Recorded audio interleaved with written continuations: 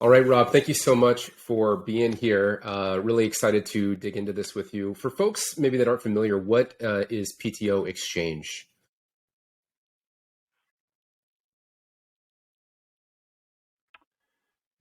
Yeah, PTO Exchange is a company that we actually allow employees to use their accrued wage called paid time off or vacation, and we're allowing them to self-direct that for what we call goods, services, or experiences. And what it does is it allows employers the ability to build flexibility within an already budgeted benefit that they have on the Got it. books and that employees are already accruing. Interesting. What was the genesis of this? And Like, where that's did what you we do. first come up with this idea?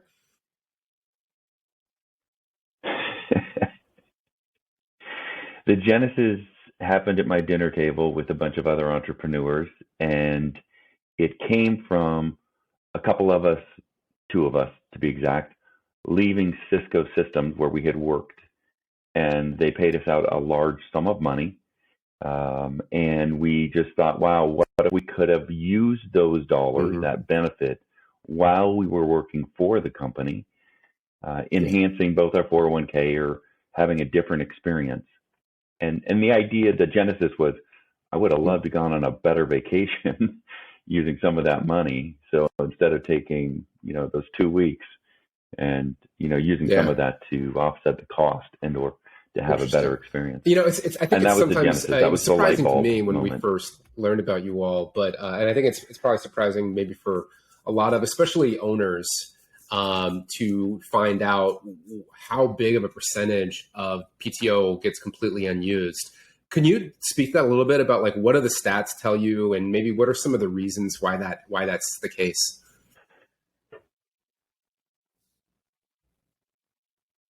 Yeah. So PTO, just so you know, in the private sector, there's roughly about $365 billion that gets accrued every year. Roughly about 155 billion of that goes unused, and 65 billion gets forfeited.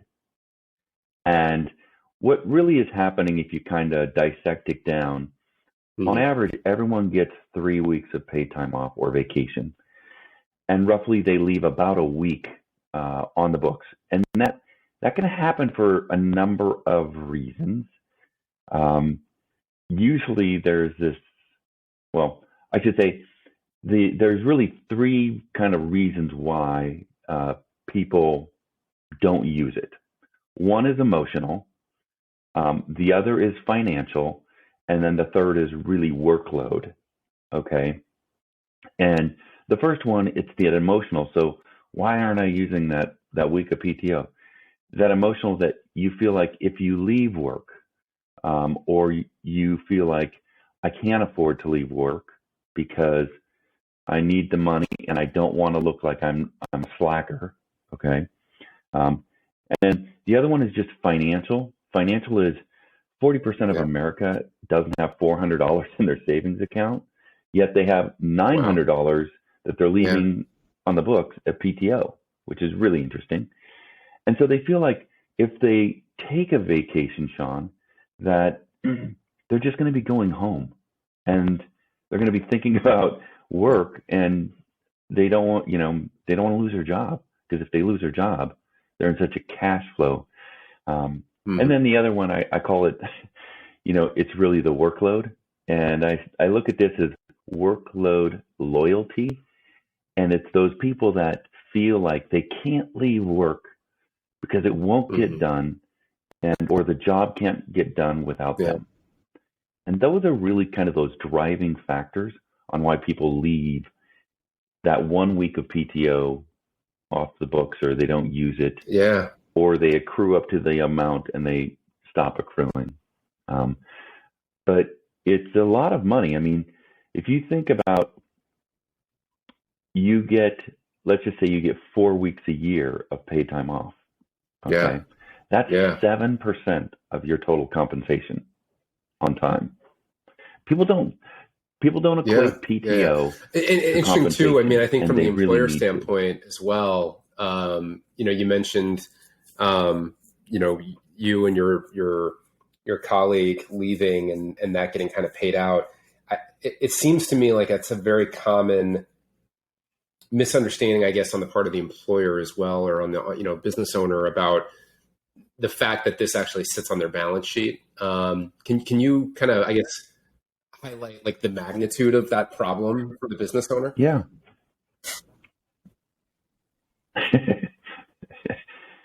Yeah. First of all, let's just. Most people don't like accounting. Yeah. I was educated in. Most people don't like it, and so they don't quite put the two, PTO and accounting and finance and all these things together. But for the CFO, they certainly understand accounting and what's going on. And I'll just walk you through. So you accrue 3 hours of paid time off. What happens is that quarter or that month, they expense it through their net income statement or P&L, and that expense gets accrued, and then it gets moved over to the balance sheet as a liability offset by cash. So now you have a liability sitting on the balance sheet, and it's growing throughout the year because your accrual grows throughout the year. And what happens is that you then start having a large accrual or liability that's associated with this paid time off or vacation. Now, if it's a use it or lose it at the end of the year and you lose it, the CFO will just take that money and put it back into the coffers of the company. But if you have a PTO policy that allows you to carry over from year to year, which 81% of companies do, you'll see that week or those 3 weeks accrued, let's say your wage goes up by 3%. Well, now that liability just went up 3%. Yeah. And we worked with a very large airplane manufacturer and did some analysis work, and it's an enormous amount of money that just the compounding of growth of liability that's not associated to productivity. And so CFO wants to get that off their books within the year that they've accrued it and or expensed it. And just to give people, I guess, a better understanding, who maybe aren't as familiar, to your point, aren't as familiar with accounting, or what, I guess, the problems that something like that can present for a business. What are the implications of having this large liability kind of accruing on the balance sheet in terms of either risk or in terms of their ability to plan more effectively? What are some of the downstream effects of that problem? Yeah. Well, the downstream effect is really it's costing the business more money. Okay. With less productivity. That's really the baseline. And if you think of a business as you want to be profitable, there's only two things you look at: the revenue and the expense. And this is part of the expense side. And if you can decrease your expense, you're going to increase your revenue, And so that is really the crux or the point of getting this liability off the books at the rate it was accrued or expensed. Okay. And so when we go into and talk to CFOs, we really talk about the baseline of time value of money and how it compounds within their organization with these salaries and or these with accrual of the PTO. Now, remember, roughly 70% of all companies' expense is people. It's salaries. So if you're looking at 7% of that and affecting 7% of your largest expense, even at a 1% level, that becomes very meaningful to the CFO from a profit margin standpoint. And as we all know, CFOs and CEOs are trying to increase their shareholder value, and the way they do I'd love to learn. I always love to kind of dig into kind of the early days of the business, and so you jump. How did you go from idea around a table to what was your minimum viable product? What did you show people? Like, what were some of the, because it seems like there's some moving parts here, not just in terms of like breaking mental models for an employer, but even in terms of like the actual conversion of this PTO into a new thing. Like, how did you go from an idea to an actual product that was in market?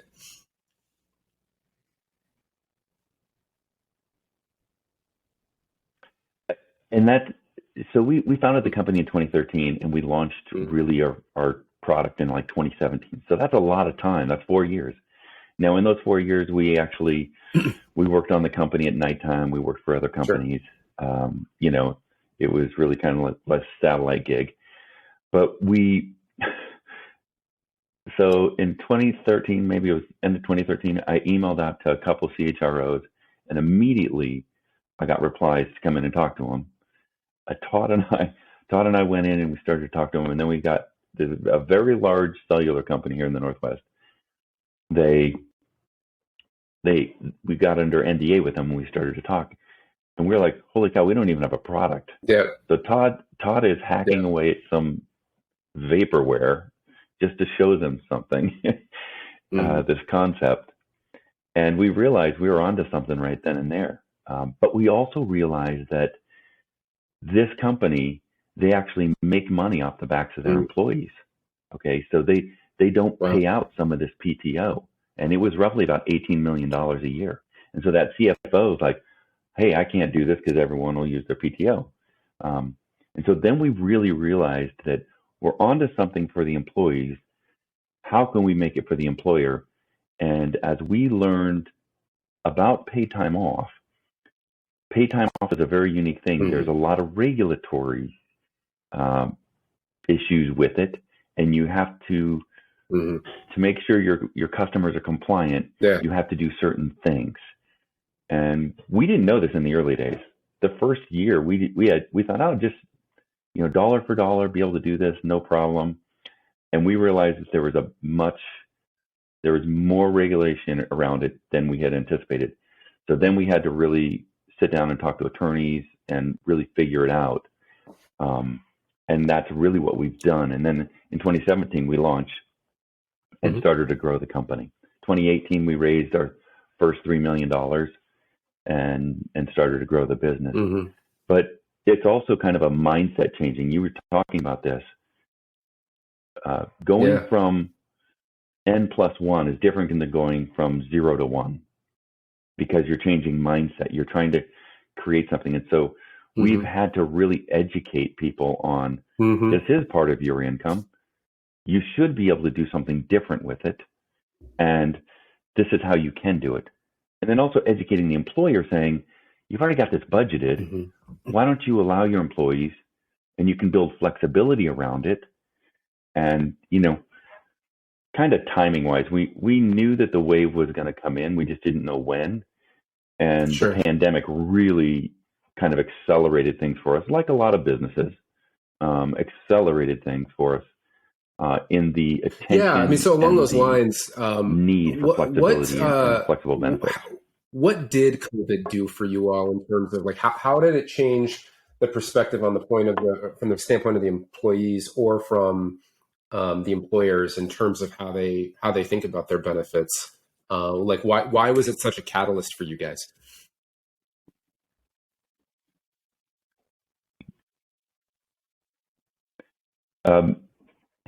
So it really was a catalyst on both sides. That's why it was a catalyst. It wasn't just a catalyst on one side. It was a catalyst on both sides. And I'll give you a couple examples, Sean. One of our customers came to us, and initially they had people who were using their PTO because of COVID, right? They would get COVID, they used it all up, and then a family member got COVID. And so, to take care of their loved ones, they didn't have any more vacation or sick time and so they looked at us and said, hey, because within our platform, we can do a medical leave sharing plan. And they came to us for that. And they said, hey, we want to be able to allow employees to share their PTO with other employees that have this medical need or these family needs. And that was really kind of an initial driving factor for some of our customers to come on board. Yeah. And that's really driven of someone needs more PTO and they don't have it. On the other end, we had another customer come to us and said, and it was a healthcare company, and said, we have people that haven't been able to use their PTO. And we have, it was like $40 million over and above what they usually have on their books, because nurses can't go away on PTO. Doctors can't go.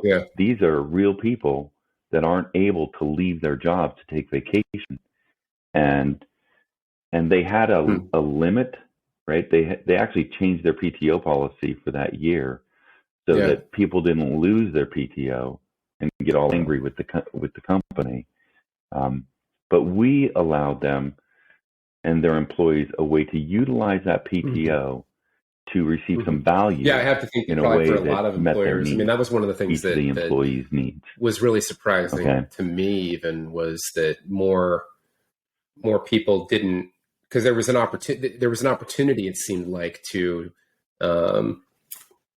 take advantage of kind of this new sort of reality and actually kind of go somewhere and do some stuff. And yet most folks on our team didn't. And it was surprising because I was realized it's like, oh, well, what am I going to go do? Like everything's closed, or, like we were really, so even in very traditional kind of white collar types of roles, that probably was the case too. So it's interesting.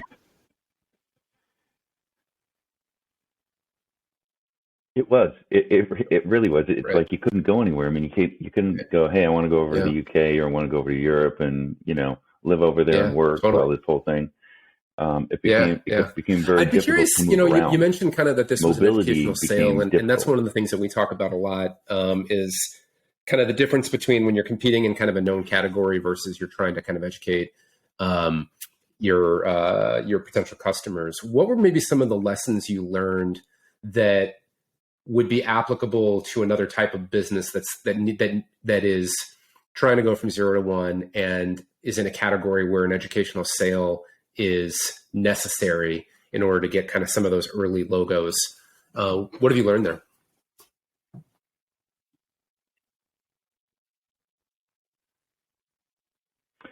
What we learned straight up was that we had to be the experts in the space. So whatever category you're building, you have to become the expert, because that's the education you're delivering. So when I talked about regulations, we went and found some of the best attorneys out there, and we started to read on some of the writings that they did to understand. And there are actually our attorneys now at the company. But we had to be as knowledgeable as our attorneys. When we go into a customer, we're a consultant. At the end of the day, we're consulting them on how to do this in a very legal and regulatory way so that they, meet all the requirements. So first and foremost, if you're going to go from 0 to 1, you have to be the expert. Next, I think you have to create stories, and stories that haven't even happened yet. Yeah. Okay.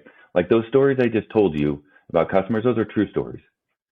But we were thinking of our own stories personally and how this would affect the employer. And then we try and put ourselves in the employee's shoes, and we would build stories on what ifs. And so when we were talking about our solution or our idea, we would talk about, what if you could do this? It's not done today. What would that bring to your employees? How would that differentiate you as someone who's trying to attract and retain and keep employees? Would they look at you as a better employer?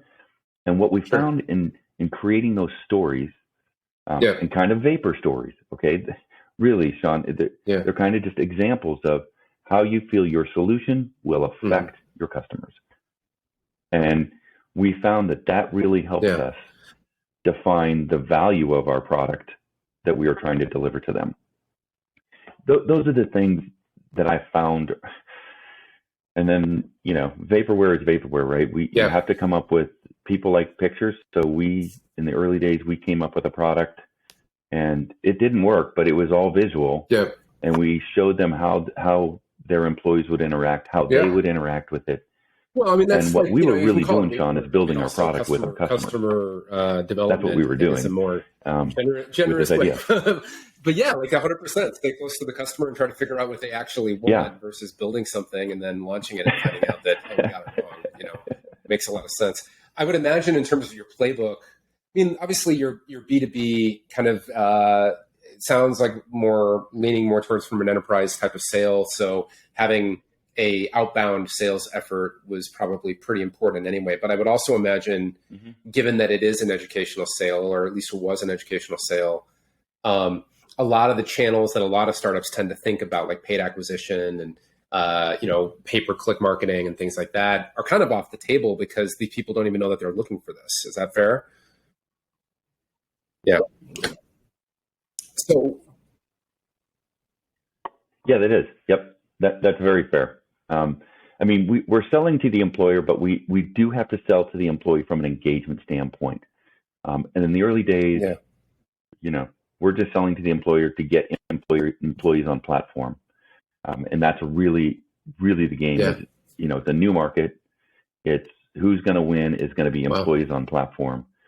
And right now we have over 170,000 on platform. We roughly have our customers have roughly $310 million sitting in their PTO bank. Wow. We have access, or our employees that are on platform have access to over 120 million of that. Okay. If we were able to get them engaging but the reality is people are going to use PTO the way they always do anyways. This behavioral change. We're not trying to not get people to take their PTO. We are trying to get them to take. What we're trying to say is, in a B2B context, that's one of the things that comes up a lot is especially, less so when you're kind of selling the dream, but more kind of when it gets brass tacks, when you start dealing with pilots and things like that. And I know one of the areas where people tend to fall down is maybe they execute at a high level from a sales standpoint and getting the employer bought in. But then when it comes time to handle adoption with their actual employee base who aren't the people who bought the product, but need to use the product in order for it to justify continued investment, that's where they often fall down. What have you learned, I guess, in that process? Call it customer success or call it, employee adoption or whatever it is. Any tactics or strategies that you have found to be particularly effective at maximizing the percentage of the employee base that actually adopts the tool?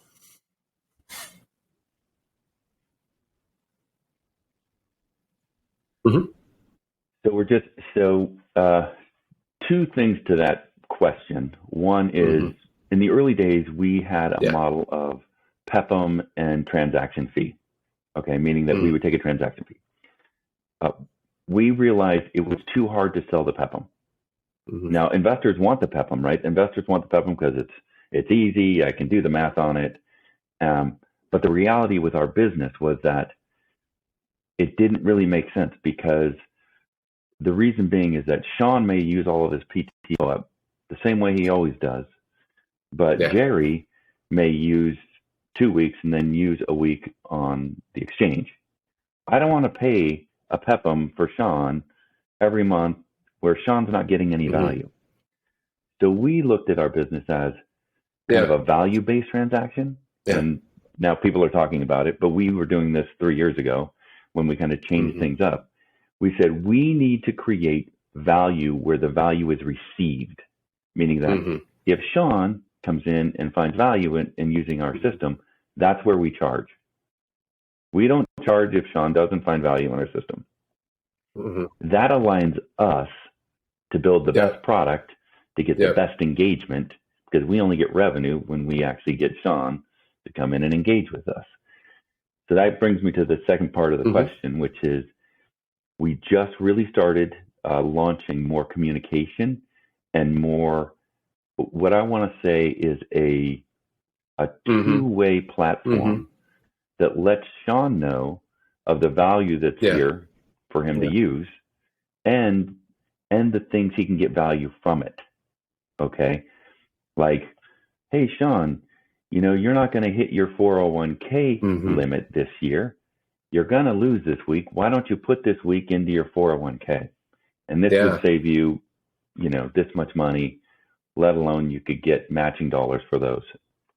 So that type of communication in the platform is what we're just starting to build to where it's going to start educating along the way. Makes a lot of sense. Along those same lines, I mean, I guess integrating and onboarding a new client. I know you have the ability to do some single sign-on stuff. And so and then, obviously just kind of getting access to the employees' data, either, inputting it manually or through some other type of system or whatever it is. Are there anything that you've learned from a customer success standpoint to make that process as easy as possible? Because I know, and again, that's another thing Like we've done a lot of stuff like in healthcare, for example, and like it's a nightmare. Like getting all of the pieces hooked up where they can start getting value out of it is a big roadblock for people. Like, what have you learned on that side of things? Yeah. The more you do it, the better you get at it. That's for sure. So we have a number of clients on Workday. The first Workday implementation, we learned a lot about Workday. The second one, was easier. The third one was really straightforward. Okay. And we did integrations all the way into Workday itself, whereas we're an icon within Workday where it's single sign-on. So you access it through Workday. And that is just, so what we're doing there is just an SFTP flat file, and it's a very large organization, and that's the way they wanted to do it, not an API.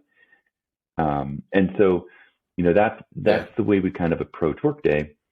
We also have UKG and ADP and everyone else. And UKG, we just got done building APIs directly because we're part of their partner network now. We're going to do the same with ADP. Paylocity, we've had a partnership with, and it's not a direct partnership, but it's fairly straightforward for a customer that is a Paylocity customer to come to us and say, hey, I want to do this. We can get them up and running within about 2 to 4 weeks, because on the Paylocity side, they have, this is how you do it on the Paylocity side, and this is how we do it, and we can set everything up. So we're not the system of record, we're the system of transaction. Makes a lot of sense. And we're the system of policy for PTO. So around that transaction. And that's the difference. But the integration, again, do you feel like there's like a broad and the more you can advise your clients on how to do it. For founders that are, especially in earlier stages, that they need more logos. So, they know that part of their playbook long-term needs to be more integrations, more seamless integrations, things like that. In an enterprise environment, I know you deal with a lot of nuances, like with it. I don't know to what degree, how customized like a Workday can be, but I know like an SAP, like every instance is like a snowflake and, all that kind of stuff. Like, how do you advise companies to think about that in the early stages of like, should I be super hands-on and just like whatever it takes to get the, like you mentioned, like some people want an API, some people want a flat file. And like, I'm going to be customer obsessed and do whatever they need me to do, or in the early days to kind of get the account, or, do you run into issues around like technical debt long-term with that kind of stuff? Like, how do you think about the relationship between those things in the early days, especially?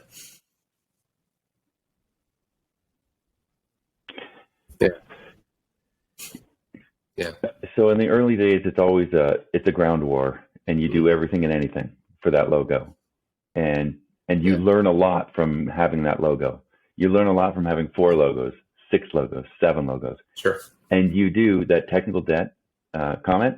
You do create technical debt along the way, but you have to think in a more how do I want to say flexible format. So when we built our product, and there was a lot of policies. Everyone has a different PTO policy, and we learned this early on. So we realized in order to deliver this in a broad sense, we had to build an incredible, flexible, kind of customizable back end so that people could set their own policies. I think you need to do the same thing in the core of your product anyways in today's world, where you're building integrations. You need to start being able to do not just APIs. You need to be able to do flat files if that's necessary. And so you need a system that's very flexible when you're thinking you're going to integrate with different systems, because a company, and we've seen this, a company can have one new system like Paylocity, and then they can have an older timekeeping system, and so you have to be able to integrate to both, and they are different. So you could be doing an API through Paylocity and a flat file into like a Kronos timekeeping system. And so when you think of your platform, you need to think of it in a flexible way, because every customer is going to be different. And sure, when I say that, I know that's the statement of saying you're going to be building technical debt. But that is a lot of what companies in the software world do. There is some technical debt in almost any software platform today. It's a manner of cleaning, updating your code, all these things that we do on a very regular basis around here. Todd, my partner, is, I'm not a coder. He's incredible, but it is something that, because I come from technology, I know these things need to be addressed, and we need to put them at the forefront and kind of part of our company culture, to understand what debt you have and understand it's time to do some cleaning. We're not going to be building a new feature, we got to go back and do some cleaning. Around. There's a really good book that's pretty old called The Discipline of Market Leaders, and it basically talks about there's 3 ways to win. One is you have the best product, which for a startup can be hard to do, but if you focus, best bet. One is like be the most operationally efficient, which is almost impossible to do as a startup. But the third is customer intimacy, and the idea that I try to hammer onto those to my students is like every company can compete on customer intimacy. It just requires kind of a mindset and, like you said, a culture of prioritization. It seems like this is one more manifestation of that I haven't really thought of in the past, where it's important to talk to your product team, your engineering team about, hey, a value of ours is we want to provide the best level of customer service that we can, because that's how we're going to win these early logos. And so, yes, I know that we're racking up some technical debt. We're doing it on purpose, though. And I want you to understand, like, it's in service of a larger goal. I would imagine a lot of organizations would benefit by being able to kind of communicate that coherently to their team in the early days, because otherwise they're like, they just think that, the founders don't know what they're doing, like all that kind of thing, Yep.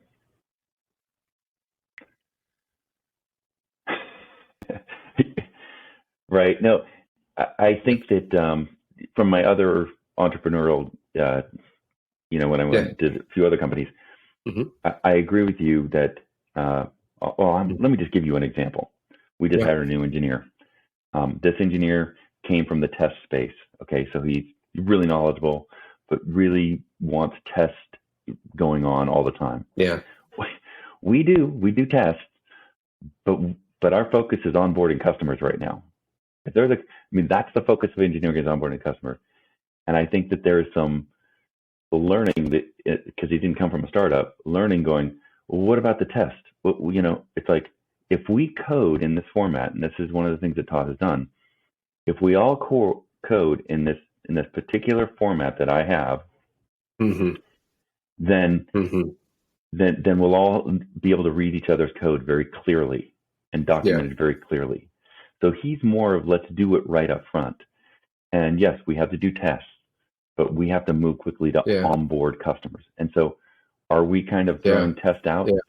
Not all together, but we're probably not as test driven as we should be. And we're doing it because we need to get customers up on board, because we need to generate revenue, because that is a key to raising capital and moving the business forward. So you do have to make these trade-offs, like you're saying, Sean, and say, we're going to create technical debt because the intimacy of the customer, it's all about the customer. Okay.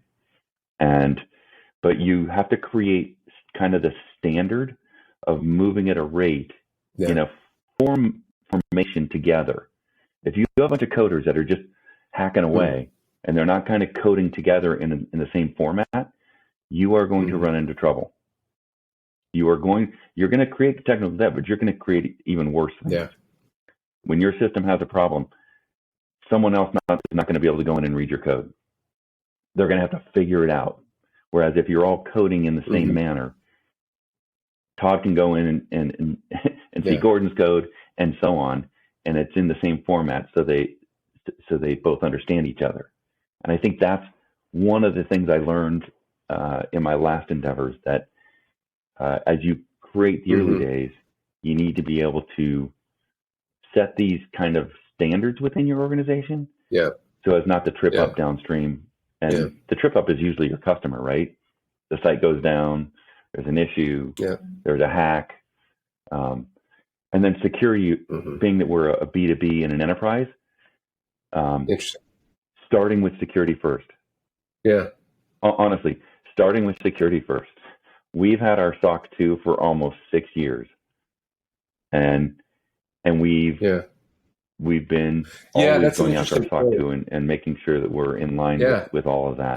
That seems like the kind of thing that a lot of, especially like first time, and we hired a guy early on to do that for us. Maybe just don't give enough credence to. Is there anything else you've learned? Because a lot of the playbooks that you'll read, lean startup-y stuff, things like that, like super fast cycle times, continuous deployment, like using data, like making data-driven decisions around growth and things like that. Seems like some of those rules are different when you're doing an enterprise type of play, where you have long sales cycles, smaller use, like you don't have like millions of active users where you can test the blue button shade, right? And like see if you're getting directional data or whatever. What else have you learned along those lines around like a playbook for building kind of an enterprise organization, right? That maybe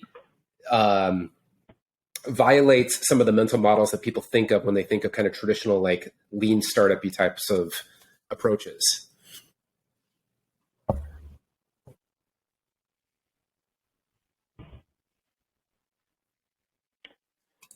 The enterprise is just a long sale. So first of all, you're in a long sale, and so you have to think of every aspect of your business just a little bit differently.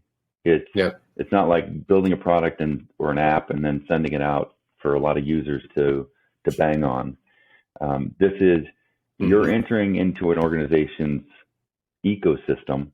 How do you operate within that ecosystem? And making sure that you don't mess up their current ecosystem is like that, because once you do that, you're out. Okay. And so my advice is, if you're an entrepreneur going after the enterprise and you've never sold to the enterprise, or you've never been an engineer in the enterprise, I think that you need to surround yourself with people that have.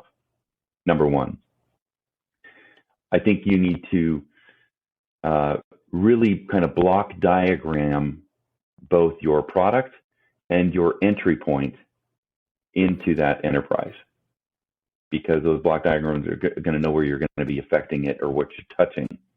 Okay. In the early days, and it's still the early days around here, but we don't want a lot of PII information. We don't hold social security numbers. We've reduced it. And again, thinking of that SOC piece, right? Because someone hacks us, we don't want to be responsible to the back end. Okay. And so we don't have a lot of personal data in the system.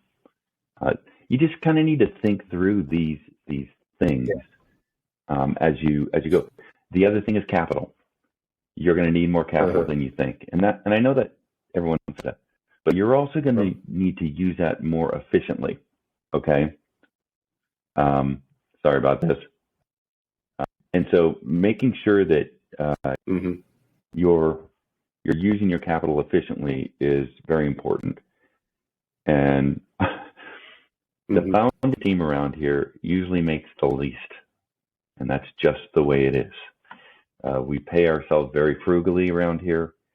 And that's No, that makes a lot of sense. Kind of how we've been able to last longer than here's just a little bit. I'd love to learn how you play in a space that is undergoing kind of a lot of change, I guess more broadly, culturally, and what we think a company even is and all that kind of stuff. I'd love to kind of hear what you've learned about some of that stuff. So like, we've obviously a lot of chatter right now around the hybrid work environment, remote first work environment, whether that's going to stick and be permanent or whether it's not. As it relates to benefits, I guess specifically, what have you maybe seen in the sales window, or what have you seen with your customers in terms of how they're thinking about benefits differently than they did before? And maybe how is that, how's that informing your roadmap? I know you layer on different ways to utilize PTO over the years. What have you seen there in terms of how either organizations are thinking about benefits or how employees in this new environment are thinking about benefits?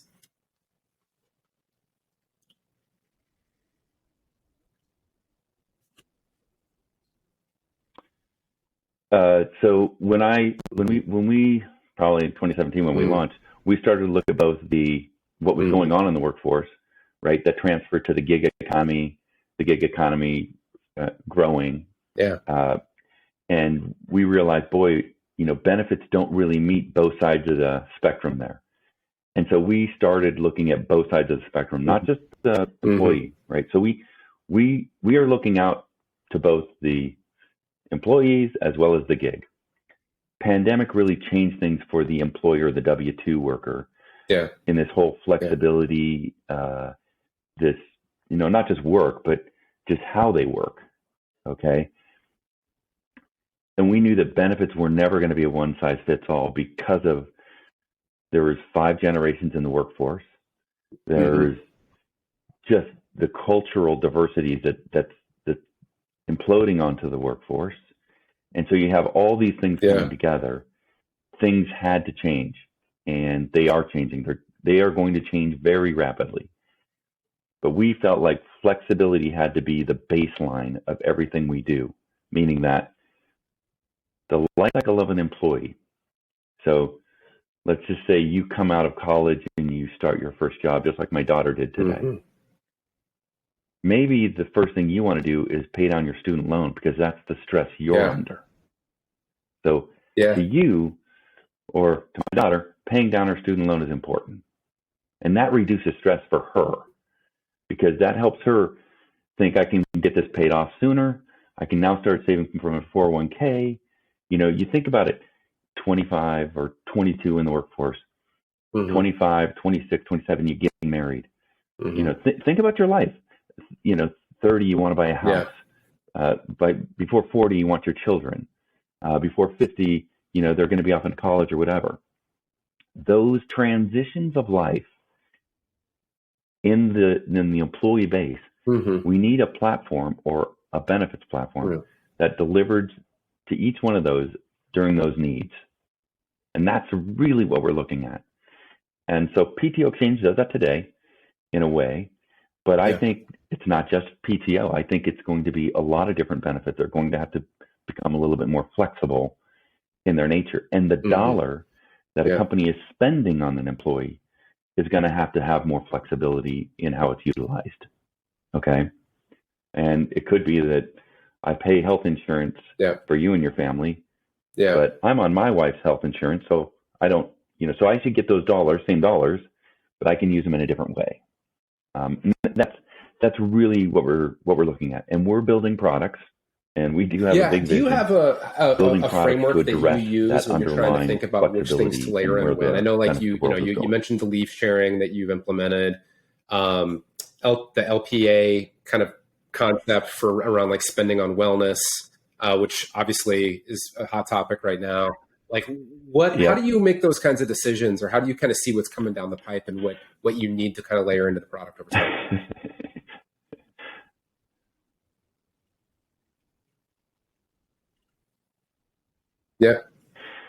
Well, it kind of goes back to that flexibility that I talked about earlier and building a platform that is incredibly flexible. We had this incredible exchange going on with PTO, moving this deferred comp through an exchange to your paycheck. And then we had a customer come to us and say, hey, we're looking to do this. And we knew about LPAs because we had been talking about them and looking at them. But they came to us and said, we'd like you to do this. And so we looked at our platform, and it was so flexible. We said, hell, we can do this. This is just, another little plan, another plan to the product. And that's what we built. And this was a large consulting firm, and they were giving $700 to their employees for social well-being, mental well-being, physical well-being, and we managed that for them. So last year alone, I think we moved $5.5 million, through the platform for those benefits for them. And it's been a huge success. And now they're coming to us with another solution really around wellness and travel wellness that's kind of going on in the marketplace. And we're doing that for them too. But we looked at the platform and said, could we do this very easily without upsetting anything? And because we built that flexible platform, we were able to put that on top of. Now, are we looking at other things like that? You bet we are. We're looking at other things like that, and we're talking to customers about those flexible solutions that they're looking for, and how do you deliver them to your employees, okay?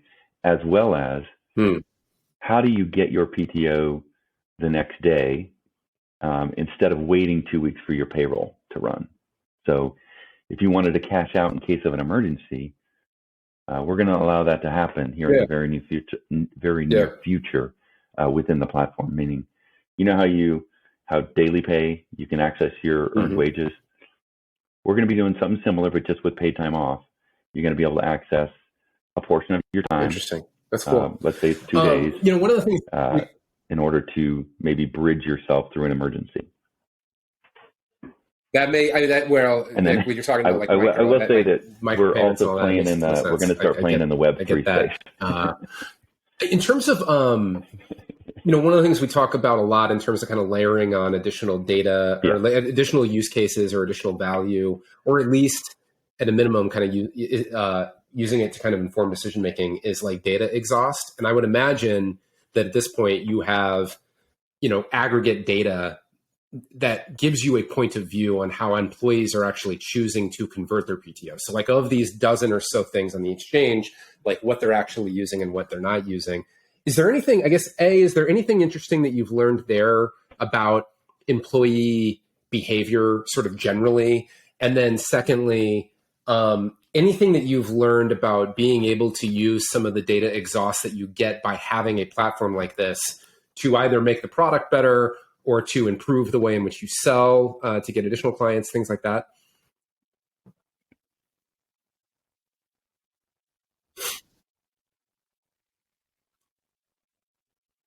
Yes, all of the above, by the way, Sean. Every Monday, except for this Monday, because we have a big company thing going on this week, but every Monday, we review the data. And so every week, and a lot of the people in the company go, God, we're doing this again. But we do it, we do it over and over and over, because repetition helps us look at if there's something that changes, okay? And we look at how many transactions, who transacted, how much money, how many hours did they do, how much value was that, where did they put it, all these things. And it does get a little bit like, again, but we get a lot out of it, because we start thinking, what if we could layer another plan on here? Would that have an uptick for us? Okay. We've learned that there is me plans and there's we plans. And the we plans are the leave sharing and the nonprofit and some of the communal type of plans that companies put into place to build community. Okay. Where I'm going to give an hour of my time to a nonprofit or put it into the leave sharing pool and so on. The me plans are the 401k, the HSA, the cash out, the emergency cash out, the student loan, the tuition. Those are for me. And those have if our employer has those turned on, their engagement goes way up. And because our platform is flexible, they don't have to have them on all year round. We have customers that say, we're going to allow a cash out every quarter for a week. And we see the uptick go during that week because of that engagement. It also helps build awareness that they have this benefit. And so we've seen different things like that. But really, it's the me plan and the we plan. Me plans get used, and it gets an uptick if you have those turned on. And then, you know, when we talk about customer success, some of that communication that we're starting to build into the system to let people know that they have this value, and if they aren't going to take time off, which they should, then they could use it other ways. And by the way, Sean, to that point, we even built in a policy in our engine that says Sean can't use PTO Exchange until he takes a week of time off. Okay, or 2 weeks off. So, you know, we have this capability and this intelligence that says we want people to take time off. You mentioned, I want to be respectful of your time, but so go take it first. You mentioned and then kind you of come back that you have a broader vision, value kind of long term. You know, is there anything that you can? I guess, share about that at a high level that doesn't kind of betray your, your master plan, but that what the future of PTO Exchange might look like?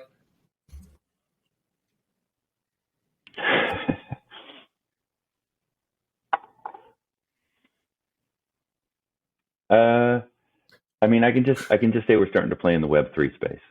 That's all I'm really going to say at this point in time. If we're going to move this direction that I'm thinking that I want to go down, you'll hear about it in the next 8 weeks, and I'll be able to talk about it then.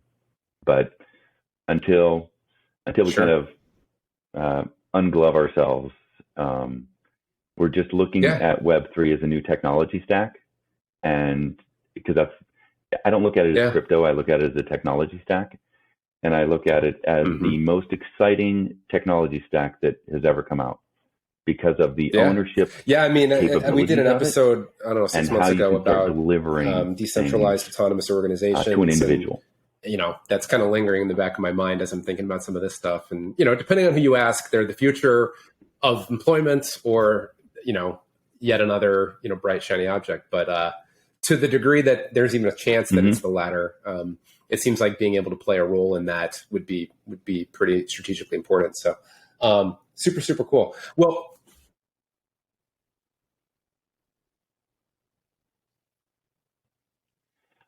I just look at the technology as a really neat technology that you can do a lot of things so again, I want to be respectful of your time. This has been really interesting. For folks that want to learn more, where should I send them?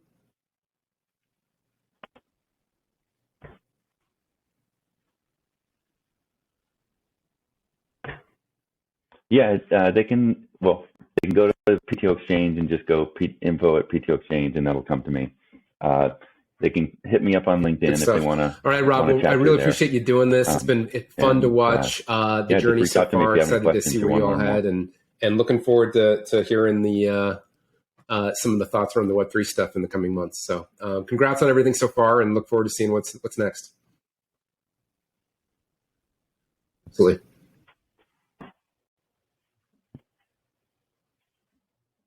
Yeah, Sean. Hey, thank you for your time today. Thanks for having me.